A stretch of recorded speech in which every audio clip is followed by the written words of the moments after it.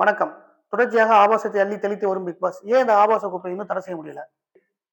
இந்த தமிழ் கலாச்சாரத்தை சீரழிக்கிறது Instagram, Facebook, WhatsApp இது போன்ற சோசியல் மீடியாக்கள் மட்டும் இல்லங்க. விஜய் டிவி போன்ற மெயின் மீடியாக்களுக்கும் இதுல பங்கு இருக்கு. தொடர்ச்சியாக இந்த தமிழ் கலாச்சாரத்தை சீரழிக்க காரணம் என்ன?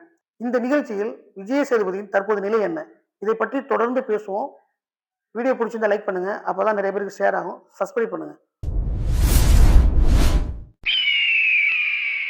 இதெல்லாம் ஒரு அஜெண்டாங்க. பொதுவாக நம்ம தமிழ் மக்கள் எல்லாருமே கலாச்சாரத்தோட பின்னி இருக்கோங்க. நம்மளோட ஒற்றுமையே கலாச்சாரமும் பண்பாடும் தாங்க. இதெல்லாம் சீர்குலைத்தால் மட்டும்தான் நம்மள யாரு வேணாலும் ஆள முடியும்.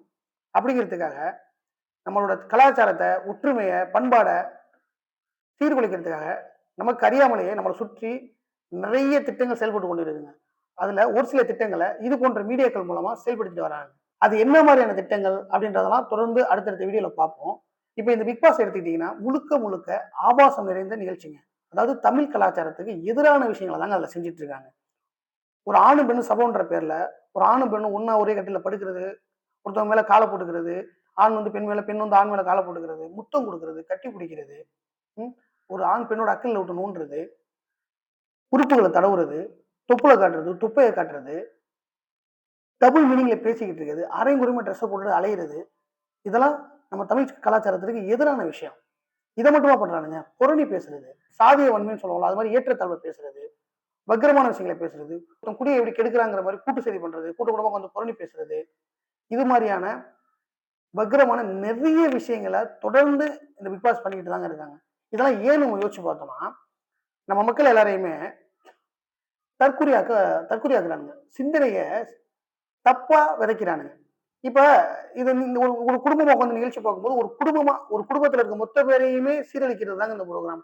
இல்ல இந்த ஆபாசங்களை பார்த்து இந்த பெண்கள், இந்த குழந்தைகள் எல்லாம் தவறான போக்கு, அவங்களோட போக்கு ரொம்ப தவறுதலா போகும். இப்ப இந்த பிக் பாஸ் நிகழ்ச்சி எங்க விஜய் டிவி நடக்குது. இதோட ஓனர் யாருன்னு உங்களுக்கே தெரியும். அவங்க கிட்ட இல்லாத பணமா? ஏன் அவங்க வந்து நல்ல சமூக ஆர்வலரு, ஒரு ஸ்போர்ட்ஸ்ல உள்ளவங்க, ஒரு நல்ல சிந்தனைகளை பத்தி பேசுறவங்க, ஏதாவது சாதனையாளர்களை வச்சு இந்த நிகழ்ச்சி பண்ணா மக்களுக்கு ஒரு நல்ல கருத்துக்களை கொடுக்கலாம். அவங்களெல்லாம் கொண்டு வந்து பண்ண முடியாத அளவுக்கு பணம் இல்லையா? யோசிங்க. இதுல இந்த டிஆர்பி ஏறுதுன்றதெல்லாம் சும்மா. டிஆர்பி ஏறணும், இது மூலமா பணம் வரும்ன்றதெல்லாம் அவங்க நோக்கம் கிடையாது. இதுதான் நான் சொல்றதுல ஒரு அஜெண்டா அப்படின்னு. இதுக்கு பின்னாடி மிகப்பெரிய சூழ்ச்சியே இருக்குங்க. மக்களை வந்து தற்கொலையாக்க முயற்சி பண்ணிட்டு இருக்காங்க. ஒரு அதாவது நம்மளோட எதையுமே சிந்திக்க கூடாது. மக்கள் எல்லாரும் என்ன பண்ணணும்?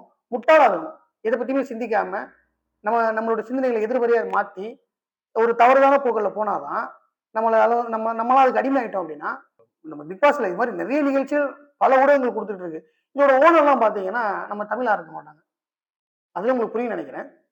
இந்த மாதிரி தொடர்ச்சியா சமுதாயத்தை சீரழிச்சிட்டு இருக்காங்க. இப்ப அதுல விஜய் சேதுபதிக்கு வந்து மக்கள் நிறைய விமர்சனங்கள் கொடுக்க ஆரம்பிச்சிட்டாங்க. மக்களுக்கு எதிரான விஷயங்களை அவர் செய்யறாரு, சப்போர்ட் பண்றாரு அப்படின்ற மாதிரி நிறைய போராட்டங்கள் நடந்துட்டு இருக்கு பிக் பாஸ் போட சொல்லி. அப்ப விஜய் சேதுபதியோட பேர் கெட்டு போச்சு. அதனால அவர் என்ன பண்ணாருன்னா, போன எபிசோட்ல வீக்கெண்ட்ல ஒரு எபிசோட் கூப்பார்ல வருவார்ல, அதுல போன வாரம் நடந்த நிகழ்ச்சியை பாத்தீங்கன்னா ரொம்ப ஓப்பனாவே பேசியிருக்காருங்க. அது நல்லா தெரியுது. அவர் அதுல மாட்டிக்கிட்டாருன்றது நல்லா தெரியுதுங்க. அதாவது இந்த நிகழ்ச்சி வந்து சர்ச்சையாயிட்டு இருக்கு, வெளியில விமர்சனங்கள் நிறைய வருது, மக்களை தவறா சித்தரிக்கிறது, மக்களோட எண்ணங்கள் தவறுதலா போகுது, இது ரொம்ப ஆபாசமா இருக்கு, இந்த நிகழ்ச்சிக்கு வந்து நான் பண்ண மாட்டேன் அப்படின்னு சொல்லி விஜய் சேதுபதிக்கும் அந்த பிக் பாஸ் டீமுக்கும் பிரச்சனை ஏற்படுது. அதுல வந்து விஜய் சேதுபதி வந்து வெளில வர முடியல. ஏன்னா அதுல அக்ரிமெண்ட் போட்டிருப்பாங்க. ஸோ அதனால அவர் அந்த நிகழ்ச்சியை பண்ணிதான் ஆகணுன்ற மாதிரி ஒரு சூழ்நிலை அவர் மாட்டிக்கிட்டாரு. ஆனா அதுக்கப்புறம் அவர் சொல்றாரு, நான் வந்து எனக்கு சில விஷயங்கள் என்னோட கருத்துக்கு போறதை நான் பேசுவேன் அப்படின்ற மாதிரி அதான் உள்ள வந்து பண்றாரு. அதாவது இந்த கோமாளி ஒருத்தர் சுத்திட்டு இருந்தான் பாருங்க, திவாகர். அவன்லாம் வந்து அவனெல்லாம் ஏன் உள்ள வச்சிருக்கானுங்கன்னா, அவன மாதிரி கோமாளிகளை நிறைய உருவாக்கணும். அப்ப என்ன ஆகும்?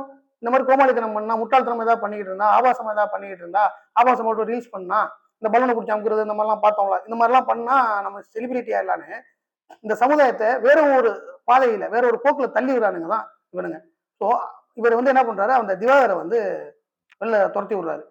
அவர் துரத்துனாதான் சரியான முடிவு பண்ணாரு. இதுக்கப்புறம் ஆபாசங்கள்லாம் குறைக்கணும் அப்படின்ற மாதிரி பேசிட்டு அதை வந்து அந்த நிகழ்ச்சிக்குள்ள மறுபடியும் வராரு. போன வாரம் அவர் பேசுனதை பார்த்தீங்கன்னா நமக்கே புரியும். அவர் வந்து எஸ் சொல்லியே மாட்டிக்கிட்டாரு எல்லாத்துலயும். இதுக்கப்புறம் நோ சொல்ல நான் கத்துக்கிட்டேன், இப்ப எனக்கு நிம்மதியா இருக்கு அப்படின்றாரு. விஜய் சேதுபதி மாதிரியான ஆட்கள் இந்த மாதிரி நிகழ்ச்சிகளுக்கெல்லாம் சப்போர்ட் பண்ணாம, இதுல எல்லாம் போய் கலந்துக்காம நல்ல விஷயம் ஒதுங்கி ஒதுங்கி போறது நல்லது. விஜய் சேதுபதி இந்த எபிசோடோட இந்த இந்த எபிசோடோட பிக் பாஸ் இந்த எபிசோட விஜய் சேதுபதி ஒதுங்கிட்டா விஜய் சேதுபதியோட கேரியருக்கு அது நல்லது. தயவு செய்து அதாவது மக்கள் எல்லாம் நம்ம தாங்க விழிப்புணர்வோடு இருக்கணும். இந்த ஊடகங்கள் வந்து நிறைய விஷயங்கள் கொடுத்துட்டு இருக்கு, நல்ல விஷயங்கள் கொடுத்துட்டு இருக்கு, கெட்ட விஷயங்கள் கொடுத்துட்டு இருக்கு. நம்ம வந்து நல்லது மட்டுமே தேடி போவோம். நம்மளாம் சிந்திக்கணும். இல்லைன்னா நம்ம ஒட்டுமொத்த தமிழ் கலாச்சாரமே சீர்குலைஞ்சு போயிடும். கொஞ்சம் கொஞ்சமா நம்ம போய் மாட்டிக்கிட்டு இருக்கோம். முக்காவாசி மாட்டிக்கிட்டோம். அதுதான் உண்மை. அதனால வந்து இந்த மாதிரியான விஷயங்களுக்கு சப்போர்ட் பண்ணாதீங்க. விழிப்புணர்வோடு இருங்க. மக்களை முட்டாளாக்கி, மக்களை வந்து ஆபாசத்துக்கு அடிமையாக்கி, மக்களுடைய சிந்தனைகளை தவறுதலா மாற்றி ஒரு மிகப்பெரிய கூட்டமே இருந்துகிட்டு இருக்கு. இதை தான் நான் அஜெண்டான்னு சொல்ல வரேன். இன்னும் நிறைய இருக்கு. நம்ம அடுத்த வீடியோல அதை சொல்ல போறோம். இந்த மாதிரியான நிகழ்ச்சிகளுக்கு சப்போர்ட் பண்ணாதீங்க, பார்க்காதீங்க. ஏன்னா நம்ம இந்த குழந்தைங்களோட எதிர்காலமே செதஞ்சு போயிடும். நம்ம இந்த நிகழ்ச்சியை பார்க்கறது இந்த இளைய தலைமுறையை சிந்திக்காம போயிடுச்சுன்னா நம்ம தமிழ் கலாச்சாரம் சீரழிஞ்சு போயிடும். நமக்கு தமிழ் கலாச்சாரத்திற்கு எதிரான ஒரு விஷயத்த நம்ம யாருமே பார்க்க வேண்டாம். நம்ம தமிழ் கலாச்சாரத்தை, நம்ம ஒற்றுமையை, நம்ம பண்பாட்டை அழிக்கிற ஒரு விஷயத்துக்கு நம்ம சப்போர்ட் பண்ண வேணாம். மீண்டும் ஒரு பதிவில் சந்திக்கிறேன். நன்றி.